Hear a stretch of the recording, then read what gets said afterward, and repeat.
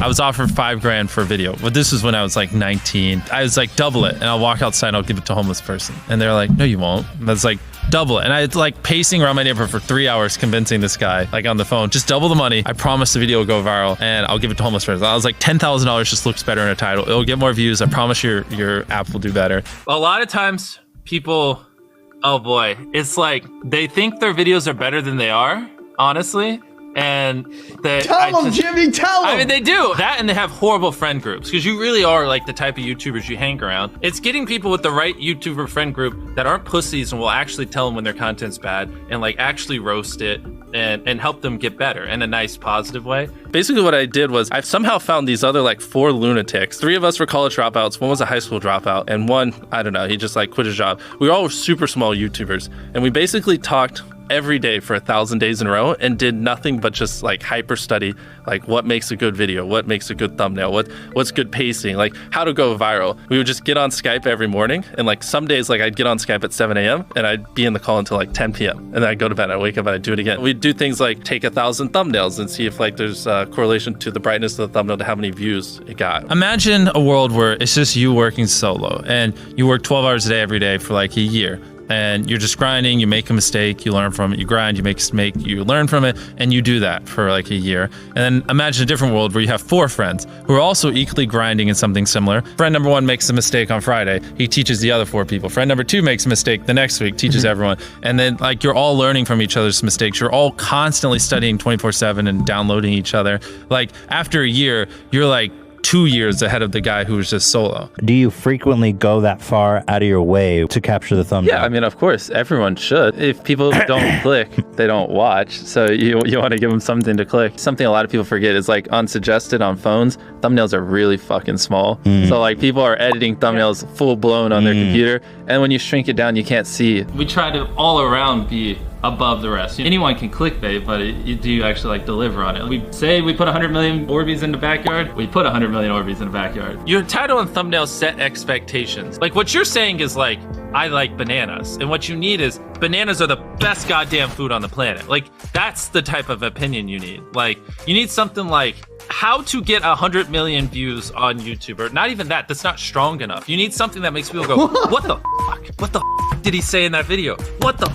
I need to know. At the very beginning of the video, to minimize drop-off, you want to assure them that those expectations are being met. If you're putting 1 million Orbeez in a pool, don't start the video with you shopping for, you know, your mom's birthday present. At the beginning of the video, just say, this is 100 million Orbeez. We're gonna fill this pool and this entire backyard with them. Match the expectations, and then you want to exceed them. So you want to assure people that what they clicked on is what they're getting, and then blow their mind and be like, but you're also getting even more. Anytime you say the word algorithm, just replace it with audience. The algorithm didn't like that video? No, the audience didn't like that video. If I wasn't retaining a viewer, just would it make sense for you to promote it? Why would you promote a 10-minute video that people watch on average a minute and a half? I mean, every video, even the stupid ones, I learned something. You know, that's something I try to make a very big point of, is like, no matter how bad we mess up, like we sometimes have videos that have horrible retention. It's just like, as long as you learn from it, it's not the end of the world. Every YouTuber says it. It's like, no one will ever be able to replicate my style. I gotta edit it. But newsflash, someone can. It's actually not as difficult as you think. It was good that I got a really strong foundation on how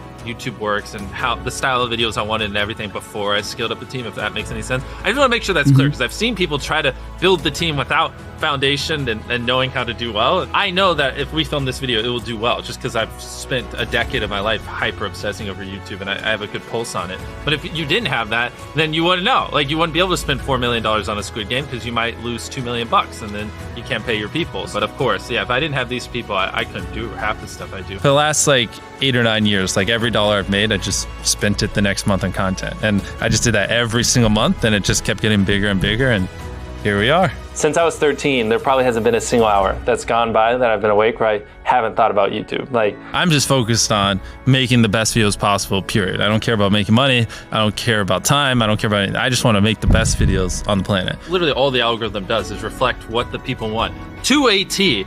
And if you deny that, you just make terrible videos and are trying to find a scapegoat. We do our videos in other languages as well. If you Google it, it's like only whatever, less than 10% of the world speaks English. So 90% of the world can't even enjoy your content. And when I realized that, I was like, wait a minute. 90% of the world can't even watch this stuff. Like, we just started doing this like 6 months ago, and it's crazy like how viral some of these videos are going. Wow, 51 million. In Spanish, the guy who does my dubs is the same guy who dubbed Spider-Man. We managed to convince him. So a lot of those comments are like, why does he sound like Spider-Man? Or is Mr.Beast Spider-Man? To me, what's important is click-through rate, getting people to click on your video, and then average view duration, average view percentage, or just relative retention, and having them watch it. A lot of creators think click-through rate is just like the title and thumbnail and did they click it, but a lot of it too is, did they enjoy your last video? Because if someone watches a video of yours and they loved it, you can bet the next time you recommend it, their chance of clicking is a lot higher. Sometimes we're filming for 3 or 4 days, like 10 hours a day,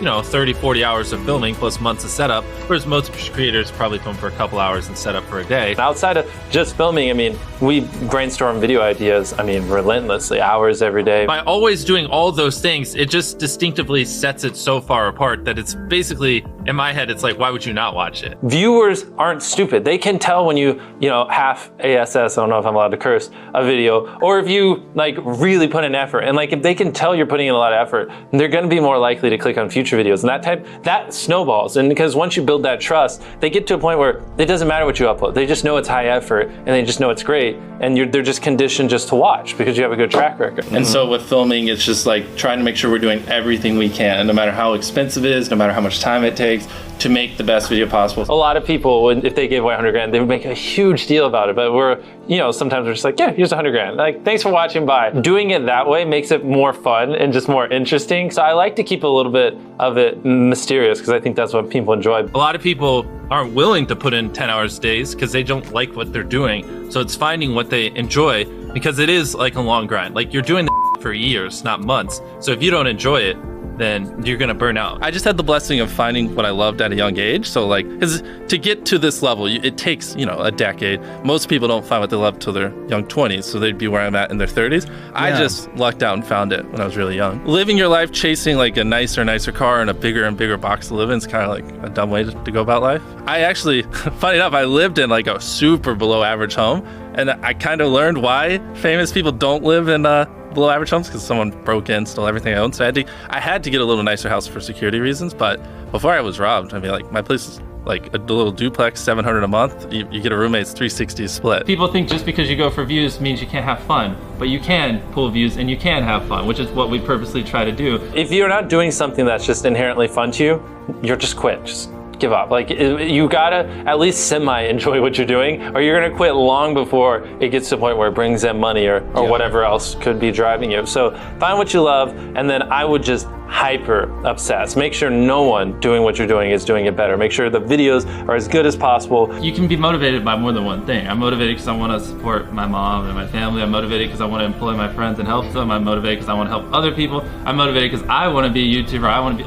I feel like that's another misconception. You can have lots of things that drive you. Absolutely. Yeah. Absolutely. So there's just tons of stuff that drive me. And everything drives me to wanting to be a YouTuber, so I kind of obsess over it. For the people that are willing to be coachable, I would say just education. There is a lot of misinformation out there that people live and breathe by, the weirdest stuff. I gotta upload at midnight on Wednesdays or my videos don't do well. It's just dumb stuff like that just, they don't realize how badly they're handicapping themselves. Some minor tips I could give is if somehow you could have a payoff at the end, then more people are gonna watch to the end just to see what happened. Whichever one of these 456 people survives the longest wins 456 grand.